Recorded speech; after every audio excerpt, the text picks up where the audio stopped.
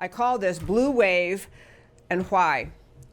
We've been hearing from the left in America that there's going to be a blue wave. Certainly here in the great state of Texas, we're being told it's something like 10,000 people supposedly that Bloomberg hired or is going to hire and send them to Texas and send them all around, and they're going to turn Texas blue. And, so he's got his mission. He's basically been campaigning by putting ads out and spending his billions of dollars. He's another one.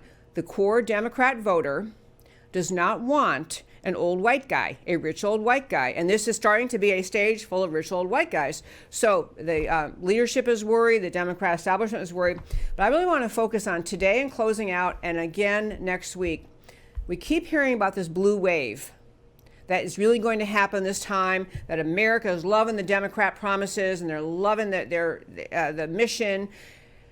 Number one, the Democrats are frightened to death about Bernie Sanders. New poll out said 63% of Americans would not want to have to vote for a socialist president.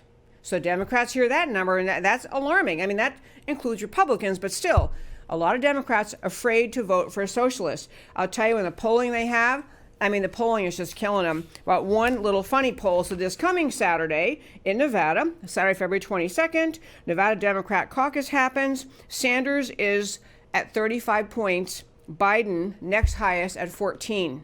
So Sanders is going to win Nevada. It's not that many delegates, but it's still, every time Sanders wins, the momentum builds. He's our guy. This is his time.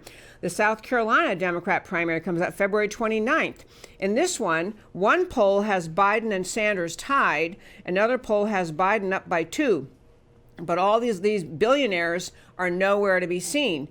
And still, you have Biden, who is alarming the Democrat, establishment, because he can't keep his story together, can't keep his points together. And you have Sanders, who's overtly, happily, proudly a radical socialist. And he will, in fact, there was a question last night at the debate that was asking him, what are you going to do about that? Bernie Sanders, you have 63% of Americans said they never vote for socialists, to which he said, what the polls are showing? I'm winning. That's right, I'm winning. Very belligerent, very confrontational.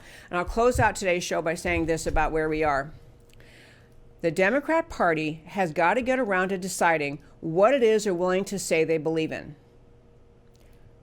What exactly is it? They have tried to organize America by dividing America into hyphenated groups, making political identity or your racial and ethnic identity be the deciding factor, trying to tell people because of your skin color or your national origin or your sex, you vote with us because that's the political party we have assigned to people with your skin color or your ethnicity or your sex. And it's starting to fall apart. Hispanic support for President Trump is up since 2016. Big piece about that. Someone talking, an advisor to the Democrat Party, saying all the Democrats do when they talk to the Hispanic voters is talk about immigration and how they want more immigration. And she's saying, guys, American citizens who can vote, just because they're Hispanic, they don't necessarily want massive immigration that you're pushing. So she's trying to say, the point is Hispanic support is growing. Black support for President Trump is at least holding, and you have, Candace Owens on board, the Brexit movement. She's working that. You have the new project we talked about. We actually had Bo Snerdley on the show. Bo Snerdley, real name James Golden, who is working on his New Journey PAC. He's pushing the message that he can help bring the message to Black America of the idea that if you really want a good life, if you want to know where you should vote, where you should put your trust, it's in the Republican Party and conservative policies, including limited government and freedom and free markets in capitalism. So anyway, I think the Democrats they're having big powwows over the weekend and probably every night trying to figure out what is it we're going to say we actually stand for.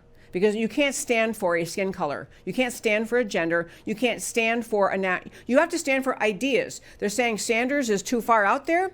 Well, who is mainstream that the American voters will like? I think they're in big trouble. I hope and think we're headed toward President Trump in 2020.